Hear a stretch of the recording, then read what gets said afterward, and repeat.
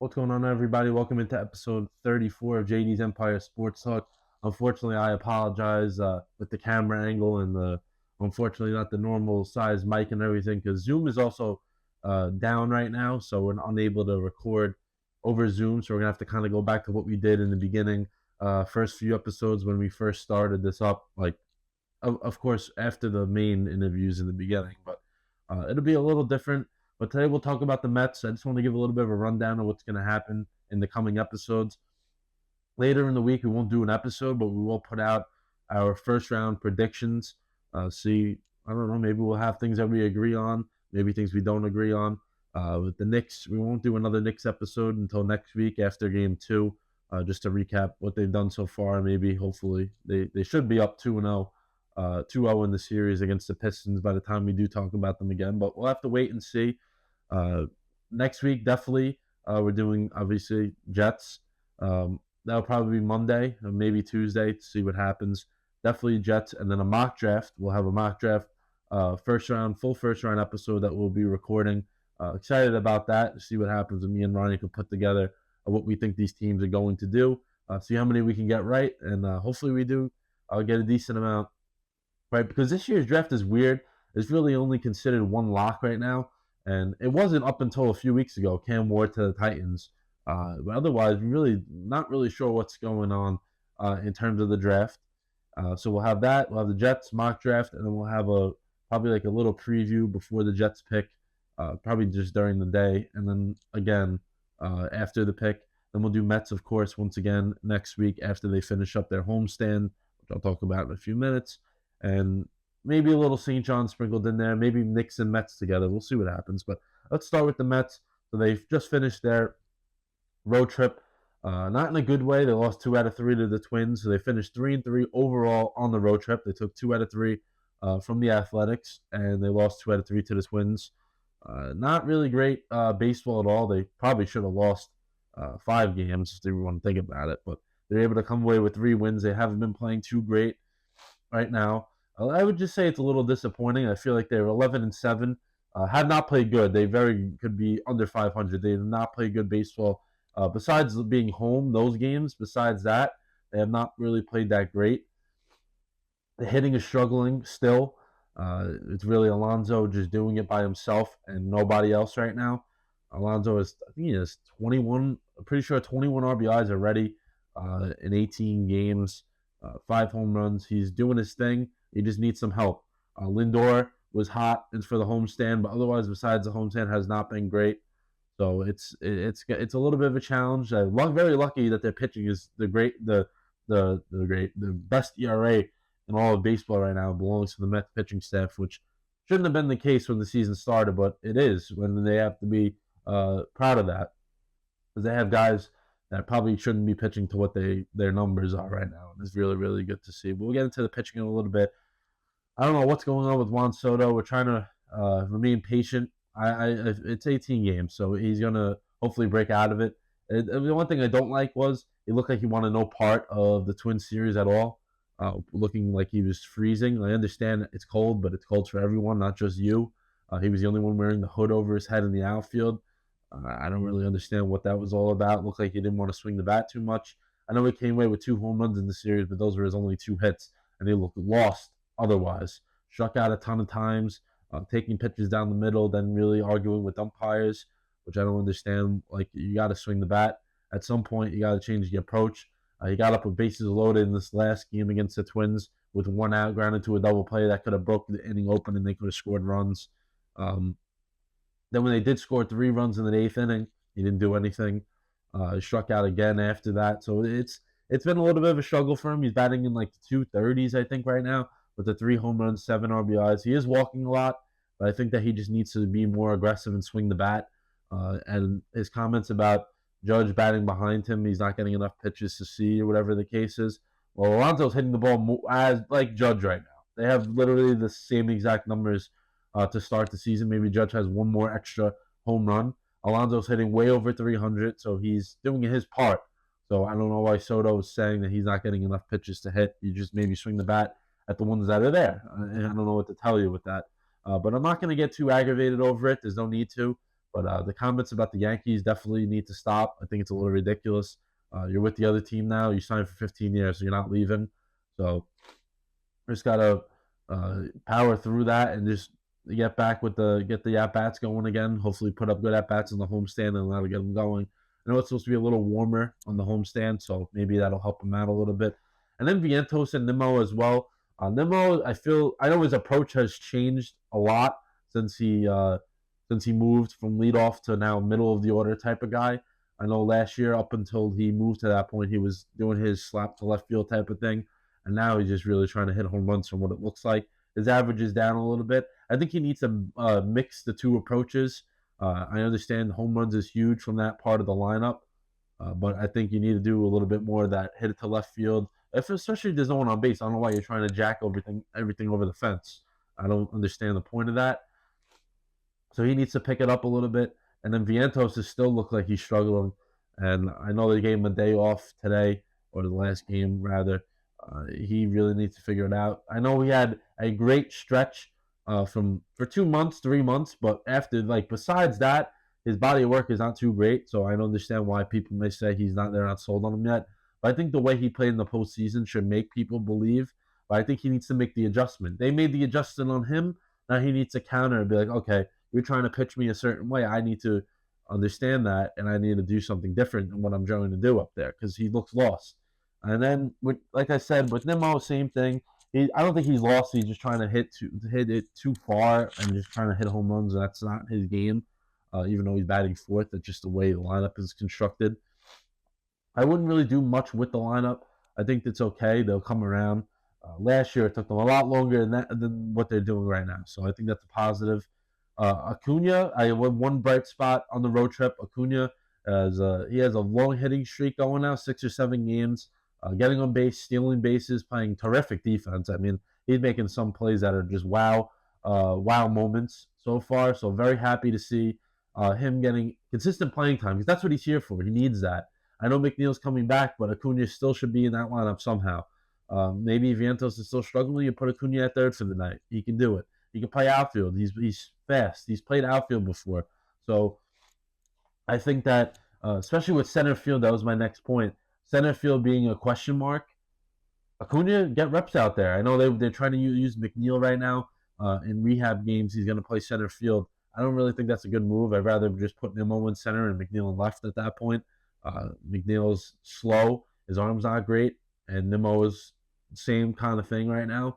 Nimmo plays a good left field, but if you're going to put McNeil in center, why not just put Nimmo there? That's the point I don't understand.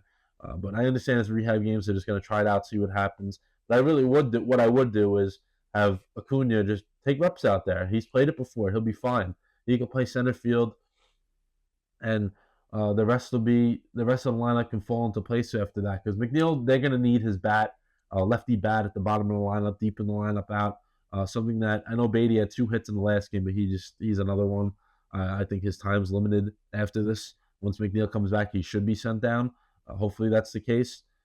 But overall, McNeil comes back. He could play infield and left. If you want to put Nimmo in center, do that. Don't put McNeil in center. Acuna can play second base. Taylor is all right, but he can't be playing every day. I definitely agree with that. He cannot be doing that. Because Siri is now on the IL, fractured tibula. He's going to be out for a long time, so they can't rely on Taylor being out there every game. It's not going to work. Of course, Soto can't play center. I'm sure whoever they bring up, unless it's Drew Gilbert, but I don't think they're going to do that yet. He's still getting his full strength and at-bats back after being injured all of last year. So I think they need to wait on that. But I know one of the guys, Jose Azucar, who played in spring training, he's probably the most likely call-up, and he's not really a center fielder every day either. That they can't expect him to do that. So what I would really consider is Nimmo in center some nights, Acuna at second, then McNeil in left, or you do Acuna in center, Nimmo in left, McNeil at second, whatever you want to do. But I think Acuna has definitely earned the playing time, and Beatty's time should go really to nothing. And staying with that, injured players coming back, they are getting healthy in the lineup-wise, which is great because the lineup seems to not have depth right now. And I think that's why maybe the top guys aren't doing as much because they're trying to put pressure on themselves. But Alvarez is on the way back as well. That's great because he's a catcher that they need. I know Terrence is doing good, but they need another really, really good catcher. Sanger is young and he's learning. He's done great. 18 games total, but I know he hasn't played all of them. He's done a really good job. But I think it's time where you need like your guy. And Alvarez, if he's fully healthy, he can hit a ton of home runs. He doesn't have that pressure on him either. He can bat seventh or eighth. That's all you need from him. Honestly, that's where I would when McNeil comes back. I would just bat McNeil eighth, Alvarez seventh. So you have that lefty in between Alvarez and Acuna. Your normal top three, top four: Lindor, Soto, Alonso, Nimmo, and then fifth and sixth, whoever's hitting out of the DH spot, and then Vientos, whoever you guys want, or 4, 5, 6 can alternate, whatever they want to do with that. But they will have options, and that's good. But hopefully they can figure out that center field position. And if things aren't working out and Drew Gilbert is hitting at the minor league level and he's fully healthy, that's going to be your center fielder anyway soon. So you might as well get a little head start on it. Maybe people didn't think that it would happen this quickly, but why not? Just go out there, give him a shot. But that's only I really wouldn't rush that. I would just see what you can do with what you got now, and then make a move. But we'll see what happens. But the offense is all right. I think the bullpen is still doing terrific. I know there's a bunch of guys that still have 0 ERAs. This late into the season is impressive. And guys that don't have 0 ERAs is really only one. I think Diaz is really the only guy that has an ERA like over 5.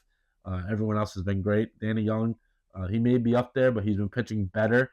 He may be sent down soon. I know Daniel Nunez is still in a rehab type of, not a rehab assignment, but that rehab trail back. They're letting him get his innings in AAA. He has 6, I think, so far. So he'll probably get a little bit more, and then he'll make his way back up. So I could see, like I've been saying over the past few weeks, I could see Danny Young being the guy that gets sent down. Last game, Hageman came up as a replacement. He didn't start the game, but he pitched 3. I think it was 3 plus or whatever it was. He'll be sent back down. Kranick, who was sent down, and everyone knows he's coming back up. That'll probably be more of Siri going on the IL. That's the way he can come back up, and then they can send down Hageman and bring up a position player. They can do it that way because Kranick can't come up unless it's an injury, and Siri has yet to be placed on the IL. So that sounds like the smart move of what they're trying to do, or where they can get Kranick right back up. And he wasn't going to pitch anyway today, so that's a smart move. Guy has options. Send him down for the day. He'll be right back up. Siri goes on the IL. Hageman goes down for whoever Siri's outfield replacement will be. As I said, Zokar, whatever his name is, can be the guy for it's the short term, and then we'll see what happens. Maybe you keep him around anyway, even when McNeil and Alvarez come back and Beatty and Singer go down. Well, maybe Azekar goes down, McNeil just strictly outfield for the time being, and Beatty still has a spot on the roster. But the catcher definitely will switch, and then that depends on what spot McNeil's going to take. But those two, McNeil and Alvarez, will be up probably by the end of Saturday, Sunday. I would expect, maybe Friday. It depends on how they if they're ready or not. Kranick will be right back tomorrow. Hagen will be back down to AAA, and I think that'll be okay. Hopefully, Griffin Canning's able to make a start either Thursday or Friday because they're going to need him. They were supposed to use that 6th starter, but they didn't have to because today they kind of did that bullpen game. But they need Canning to be back in his spot in the rotation. He's been dealing with an illness. But that being said, it's just 7 straight games coming up against the Cardinals and the Phillies. No days off. It'll definitely be a challenge. I feel like the bullpens are worked a little more than they should have been this early in the season, but starters they're pitching fine. They're just not going deep into games, and that's really what every team right now in the MLB. There's no team that really has 4 guys that go 7 innings every time they pitch. It's a lot of mixing and matching with the bullpen and trying to get good results from those guys. So I think they were in a good spot. Wish they did try to win 2 out of 3, go 4-2 in the road trip, 12-6, come home. But they're still in first place. Braves are still struggling. Nationals and Marlins are playing about 500 or a little below 500 ball right now. I'm sure both of those teams will start to take their usual spot in the standings. I wouldn't expect the Braves to be that bad the whole season. If they are, that's really good for the Mets. And the Phillies are going to be the competition. I know they play each other next week, so it'll be good to see where they stack up with them. They'll really be the only competition, I think, in the NL East, unless the Braves make a comeback. But they're in a big hole already. I think they're 5 games out to start the year and only less than 20 games in. So that's tough to come back from that early. So I think that overall, though, I'm not going to get aggravated. They're in a good spot. I feel like I'm repeating myself, but that's really it for this episode 34 here. I apologize. We are having to use different mic and all setup. So we had a really good setup going on the computer, but things happened. So we had to regroup with Zoom being down and some other stuff happening. But like that's it. I want to appreciate that everyone goes out there and likes the TikTok and the Instagram, YouTube as well. YouTube views getting up there a little bit. I want a lot more if possible. TikTok is doing really good. Instagram always been consistent so far, but TikTok has took a nice spike up. But episode 34 will be out. Then we'll have the NBA first round playoff predictions with the first round starting Saturday. So that'll probably be up Saturday morning, just so people could see that early in the morning, right before the games tip off at 1 o'clock. And then we'll have nice big week next week. CT may stop in. I haven't checked the calendar fully yet. Maybe the week after, just to give a checkup on the Yankees and the Mets as a whole, and just overall baseball. And in general, it's almost about a month in, but exciting stuff coming ahead. Football draft next week. Jets full mock draft. We'll get other stuff going on. But with that being said, that will conclude episode 34. JD out.